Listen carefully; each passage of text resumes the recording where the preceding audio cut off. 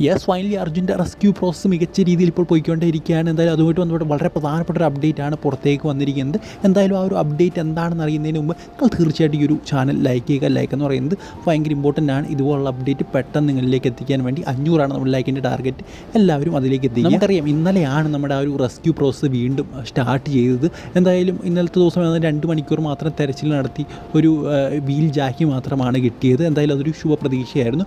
എന്തായാലും അതിന് ശേഷം ഇന്ന് രാവിലെ തെരച്ചിൽ നടത്താൻ തുടങ്ങിയ സമയത്താണ് 8:30 തെരച്ചിൽ തുടങ്ങാനായിരുന്നു തീരുമാനിച്ചിരുന്നത്. പക്ഷേ അവിടുത്തെ കളക്ടർ വന്നില്ല എന്ന് പറഞ്ഞുകൊണ്ട് ഏതാണ്ട് 1.5 മണിക്കൂറോളം ഒരു രക്ഷാപ്രവർത്തനം മുടക്കിയിരുന്നു. എന്തായാലും ഒരു 10 മണിയോടെ നമ്മുടെ ഈശ്വർ മാൽപ്പെ വെള്ളത്തിലേക്ക് ഇറങ്ങി ഒരു ടാങ്കർ ലോറിയുടെ ആണെന്ന് തോന്നുന്നു, മറ്റൊരു ടാങ്കർ ലോറിയും കൂടെ ഒരു വെള്ളത്തിൽ പോയല്ലോ, അതിൻ്റെ ഒരു സംഭവം കണ്ടെത്തിയിരുന്നു.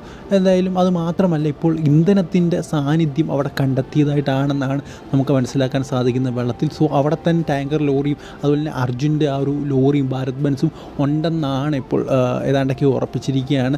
സോ അർജുനും അവിടെ ഉണ്ടായിരിക്കുമെന്നാണ് എല്ലാവരും വിചാരിക്കുന്നത്. സോ ഏതാണ്ടൊക്കെ ഒരു കണ്ടെത്തിയ അവസ്ഥയാണ്, അതായത് ലോറി ഏതാണ്ടൊക്കെ സ്പോട്ട് ചെയ്തൊരു അവസ്ഥയാണ് നമുക്ക് കാണാൻ സാധിക്കുന്നത്. സോ എന്തായാലും എത്രയും പെട്ടെന്ന് തന്നെ നല്ലൊരു സന്തോഷ വാർത്ത, അല്ലെങ്കിൽ ആ ഒരു അർജുനെ കണ്ടെത്തി എന്നുള്ളൊരു വാർത്ത നമുക്ക് കേൾക്കാൻ സാധിക്കും എന്ന് വിചാരിക്കുന്നു.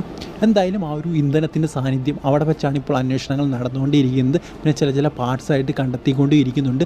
സോ എന്തായാലും നേരത്തെ പറഞ്ഞ പോലെ ഇന്ന് കണ്ടെത്താൻ സാധിക്കും എന്ന് നമുക്ക് വിചാരിക്കാം.